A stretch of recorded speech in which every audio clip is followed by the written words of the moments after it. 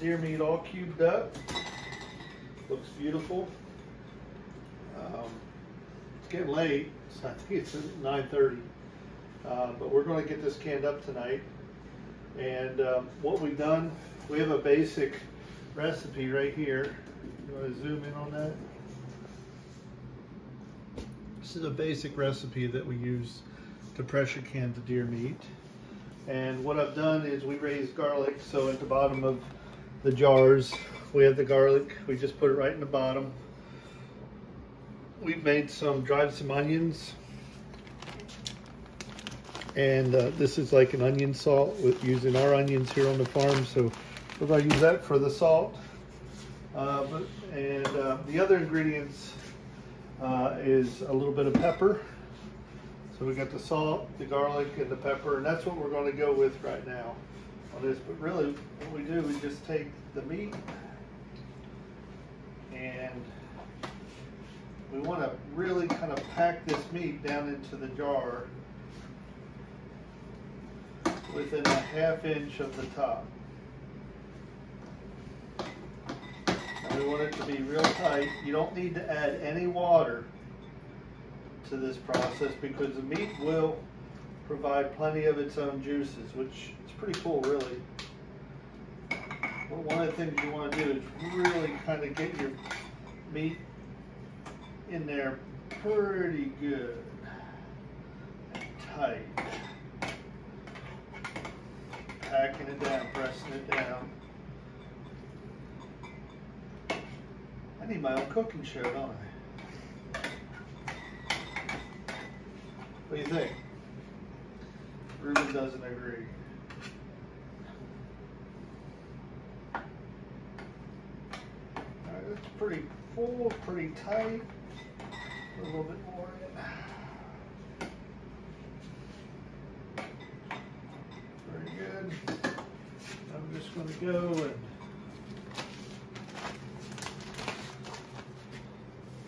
a teaspoon, put a teaspoon of this onion salt in there, and less pepper. Just put like a quarter, about like that on there. Put it in there,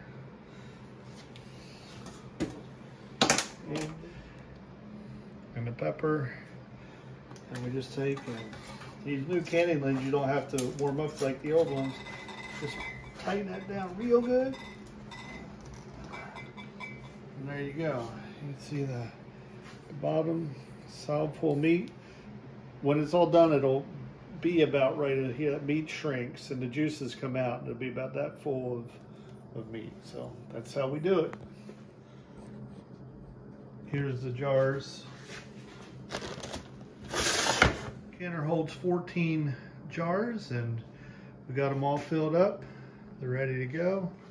Got some nice steaks for Monday night supper, and some nice loins too. So the back strap will be good, but this is what we're canning tonight.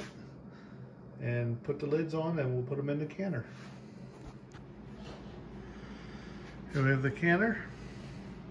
Got 14 jars down in there. There's 2 layers. You can see under the top layer is a little plate that goes between the layers so the jars aren't sitting on the jars. And there's one of those little plates on the the bottom of the first layer too. But we're ready now to seal her up.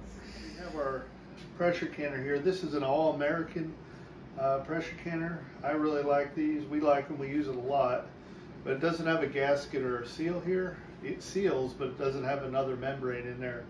So I just feel a little bit safer. These pressure canners can get pretty dangerous, pretty wild if you're not careful, if you don't do it right. But basically all we need to do is line our irons up.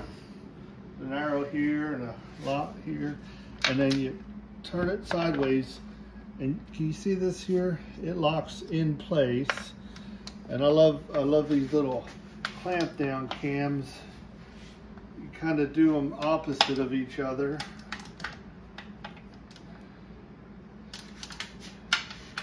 Get all these on, and then you begin to tighten it up, going opposite of each other. It really gets a good pressure gauge here. And we got the relief valve here. And this is where the pressure in there gets released. And what we do, we turn our stove on to high heat.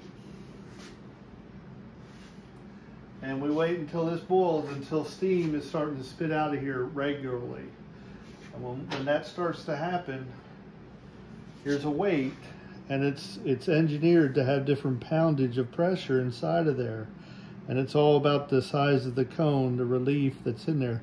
But we're going to put it on 10 pounds for 90 minutes. We'll set our timer when we drop this weight on it, and we'll go for 90 minutes. And it's really important when you're all finished with the pressure canner that you don't go ahead, turn the stove off and unclamp everything, bring it out. There's a lot of pressure in there. If you do that, it'll draw the liquid right out of your jars, and you'll ruin everything you got. So we just usually let it cool down. Wait till there's at least 0 poundage on here. But the best practice that we find is just leave it cool down, let it sit, and we have the best success that way. So,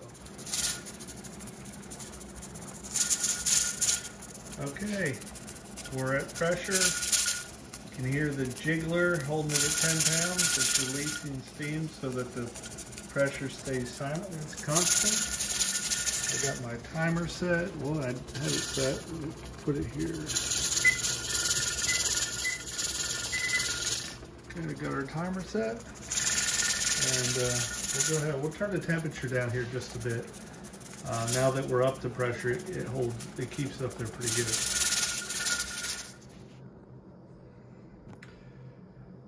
All right, we've taken the meat out of the canner. It's been more than 24 hours since we've shut it off. We let it sit, let everything settle down and seal real good. We had one catastrophe. One jar broke, and this is the victim here. It's kind of weird the way it broke, just right around it. But it did break, and so now we're down to, we had 14 quarts, but now we have 13. That'll happen every once in a while. And when it does, we don't eat the meat in the broken jar. Just kind of throw away. We reuse jars and older jars. It can happen in new jars too, but older jars, you can have defects and things that you don't see, and it happens. It kind of goes along with the territory. But when we take these jars out, all I do is take some vinegar and paper towels and clean the jars up, and they're ready to label and go on the shelf. Yesterday I had canned deer meat with eggs for breakfast.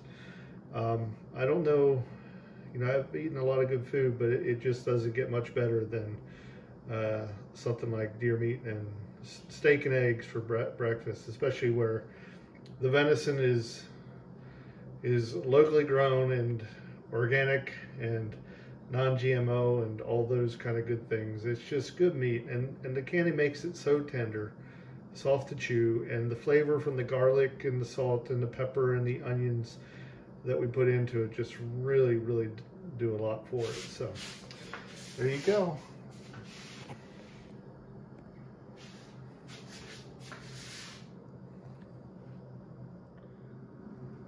Also wanted to show, you can see in this jar here, see where the liquid is? That's how much liquid came out of the meat.